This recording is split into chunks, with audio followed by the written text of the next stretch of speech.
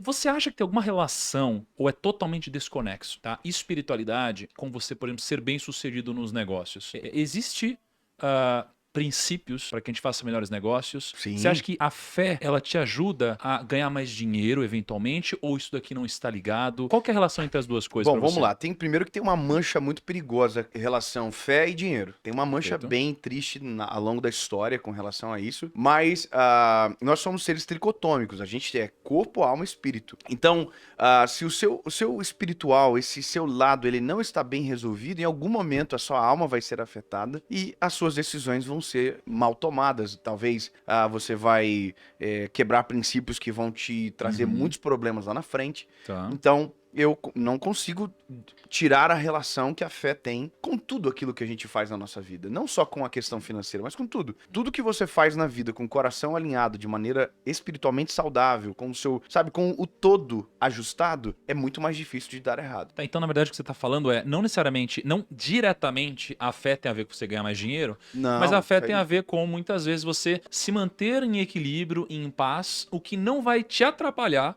por exemplo, a fazer melhores negócios. Pelo contrário, talvez te ajude a tomar decisões mais... É que a luta da vida não é pra você ter mais dinheiro, é pra você ser Aham, feliz. perfeito. É só isso, você ser pleno, satisfeito e feliz. Uhum, Agora, o quanto você precisa de dinheiro para isso é muito subjetivo. Tem gente que é feliz com muito pouco, tem gente que uhum, vive a vida inteira atrás de uma cifra porque ele pensa que aquele dali vai fazer ele feliz e não vai. uhum, Então, na verdade, a fé ele te coloca crivo, te coloca no plumo. O uhum. que eu preciso, o que é necessário. Não Tá. te exclui os sonhos, pelo contrário, te impulsiona a continuar caminhando, Uhum, mas ele vai te colocar em equilíbrio. Então, eu acredito tá. que tem correlação, não que vá te fazer mais rico, mas vai Uhum. te fazer É. satisfeito com o que você tem. Agora, talvez isso daí seja diferente dos ensinos bíblicos, né? Porque os ensinos bíblicos, eles te ajudam a ganhar Não, dinheiro, com certeza. Não, não é que te né? ajudam a ganhar dinheiro, Sim, mas sim. tomar decisões que vão te trazer dinheiro, sabe? Perfeito. Princípios que vão te trazer esses Uhum, recursos. Porque, perfeito. querendo ou não, ele muda o ser humano. Eu acompanhei você quando era Salomão, lembra? Uhum, De uhum, uhum. Provérbios. Se você ler Provérbios, você vai aprender, primeiro, a escolher melhor o seu sócio, você vai aprender Uhum, o que você faz com o seu dinheiro, mas você também vai aprender o que você faz com o seu espírito, você também vai aprender o que você faz com a sua língua, a uhum, forma que você trata o seu pai, a forma com que você honra a sua esposa. Então é uhum, um conjunto de muitas coisas que uhum. cooperam para decisões assertivas que vão trazer Perfeito. recurso, vão trazer felicidade, plenitude, satisfação e Uhum. por aí vai. Quando eu comecei a ler a Bíblia, né? Eu comecei como um cara muito preconceituoso lendo a Bíblia, né? Eu lembro que eu lia ela sob uma ótica de buscar princípios que me ajudassem a ganhar dinheiro de alguma forma, né? E aí eu comecei por Provérbios. E aí, conforme eu fui mudando um pouco o meu jeito de buscar informações, a minha jornada foi se O tornando cada... óculos mudou? O óculos mudou exatamente, né? Eu comecei a ler a Bíblia de outra forma. Mas como eu tenho um viés, né, um background de negócios, é uma coisa muito presente na minha vida, cara, eu comecei a perceber que a Bíblia é um manual de empreendedorismo, né? Assim como a Bíblia é um manual de vida. Assim como a Bíblia é um manual do ser humano, é um manual... Então, no final das contas, parece que a Bíblia é um manual de tudo, cara. E parece que ela é a mesma coisa em momentos diferentes e você interpreta coisas diferentes lendo as mesmas coisas, né? Qual que é a magia que a Bíblia O tem Billy nisso? Graham falava que a Bíblia é o livro mais atual que o mundo conheceu e ele é mais atual do que o jornal que vai sair amanhã. Ou Uhum. seja, ela se atualiza, ela tá conectada com tudo e com todos, ela é Uhum. a voz de Deus, é a boca de Deus sobre Uhum. nós. Então, a magia da Bíblia é o escritor dela, entendeu? A gente sabe que foram homens que escreveram, mas inspirados pelo Espírito Santo. Então, a magia da Bíblia é quem a inspirou. Então, por isso que é tão sobrenatural. Por isso que a gente lê um texto, e isso aconteceu comigo centenas de vezes na minha vida. Você lê um texto e aquele texto não tem nada pra você naquele dia. E você lê no outro dia, aquele texto faz você chorar, conecta com a tua realidade, tem algo que chegou na hora certa. Então, por isso que a recomendação é, se você tá numa caminhada com Jesus, você nunca vai conseguir ocultar a Bíblia dessa caminhada, porque o manual tá ali, sabe? Tem tanta coisa pra você aprender, tem tanta coisa pra você evoluir, e então ignorar o manual daquele Sim. que você quer andar junto não faz muito sentido. Você consegue dar um exemplo de alguma coisa que você leu e não fez sentido e que momento que você tava que fez sentido? Quer ver, não é que não fez sentido, é porque não me deu uma, sabe, não era uma resposta para aquele momento. Por exemplo, eu tenho um texto na Bíblia de Lucas, que a Bíblia diz que Jesus vai andando por cima das águas e os discípulos estão no meio da tempestade, certo? Só que eu li esse texto centenas de vezes, mas um belo dia eu li de uma maneira calma. E eu acredito que foi, naquele momento, era algo que o Senhor queria conversar comigo. E a palavra é: Jesus estava passando, buscando passar desapercebido. O dia que eu li isso, eu descobri que Jesus não entrou na água para salvar os discípulos. Isso é um conflito. Poxa, peraí. Como assim? Os discípulos estão remando, a Bíblia diz que o vento é contrário, Jesus agora está andando para não ser percebido? Por que isso? Né? Então, a gente falou, eu pelo menos entendi a vida inteira que Jesus tinha ido para salvá-los. Mas não, Jesus estava indo pro outro lado. Porque com a força do braço deles remando contra o vento, mesmo sendo contra o vento, eles iriam chegar. Jesus sabia que eles iriam chegar. Então, Jesus só parou porque foi chamado. Eles gritaram pelo nome de Jesus.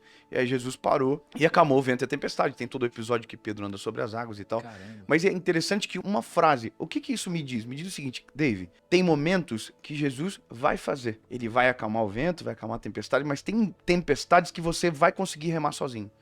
E você não pode parar de remar, você não pode entrar num espírito de autocomiseração e, sabe, Deus me abandonou. Não, não.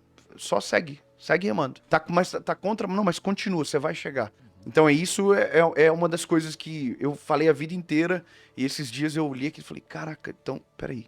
Então Jesus estava deixando claro que existem tempestades que ele acalma, mas outras que a gente consegue remar por cima e ir até o final. Caraca, Tomás, eu tinha uma reflexão no banho, cara, hoje de manhã. Olha que interessante. Eu tava pensando nas pessoas que eu já magoei ou frustrei ao longo da minha vida, né? E aí eu comecei a perceber que a maioria das pessoas que se frustraram comigo, muitas vezes não se frustraram pelo que eu fiz, né? Se frustraram pela expectativa que elas colocaram no que eu poderia fazer. Então o que eu comecei a entender? Eu comecei a entender que, como eu sou uma pessoa, eu vou dar um exemplo em termos de internet. Como eu sou uma pessoa relevante no meu nicho e na internet, as pessoas que se aproximam de mim, elas têm uma expectativa que eu vou mudar o jogo delas da noite pro dia, elas vão encostar em mim, elas vão mudar completamente a sua realidade. Então a expectativa delas é muito maior em mim do que em outras pessoas. Então, como a expectativa delas é muito maior em mim, tá? E muitas pessoas acabam, de certa forma, olhando pro primo, não pro Thiago, pro primo como essa referência, o primo vira uma máquina de frustrar as pessoas. Porque a expectativa das pessoas é muito grande. Então, quando você tem uma pessoa do seu lado onde você não deposita expectativas, ela não vai te frustrar. E aí eu comecei a refletir nisso e cheguei à conclusão que Deus, como ele é Deus, além de ele ser aquilo que, pô, ele é Deus, ele pode fazer tudo. Pelo fato de ele poder fazer tudo, eu acho que é justamente por isso, além de outras coisas, que muitas pessoas se frustram tanto em Deus. Porque olham pra Deus, Deus pode fazer tudo.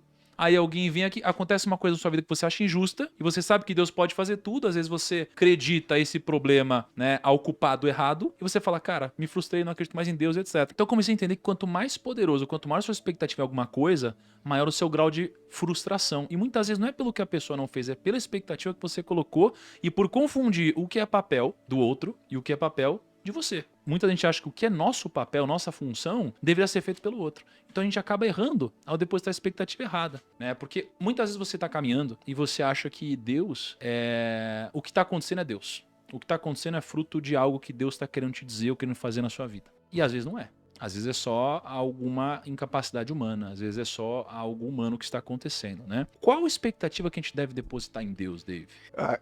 Cara, isso é uma pergunta bem complexa, E talvez seja um dos dilemas da nossa capacidade humana, porque a gente tem uma fé plena em Jesus, que Jesus pode todas as coisas, que a gente está no time certo, é aquela coisa toda. Então, por exemplo, hoje, quando caiu o meu canal no domingo, na verdade invadiram o canal no domingo, segunda-feira o canal foi derrubado. Cara, já parou pra pensar o seguinte, eu não tô lá falando de mim, eu não tô vendendo nada, eu tô pregando o evangelho. Certo? É justo ter caído o meu canal? Em tese, não. Então, mas beleza. Mas eu tô trabalhando pra quem, então? Então derrubaram o meu canal? Por que Deus deixou? E aí, claro, todo mundo vai, poxa, isso é ataque, é afronta, é espiritual, não sei o quê. E eu aprendi a separar muito bem isso. Falando, isso aí foi um hacker, não foi espiritual. Foi um hacker que fez, é um algoritmo lá que deu errado. E por que Deus deixou acontecer? Bom, não existe nada que Deus não saiba, não existe nada que Deus controle. Mas porque Deus vê o todo, Deus sabe de tudo, então o que eu não entendo agora, possivelmente lá na frente posso entender ou talvez não entenda. Mas tudo coopera para o bem daqueles que amam a Deus. A palavra diz isso. Todas as coisas cooperam para o bem daqueles que amam a Deus. Então eu posso questionar, eu posso brigar, eu posso colocar a culpa em Deus, eu posso colocar a culpa no inimigo, eu posso fazer o que eu quiser.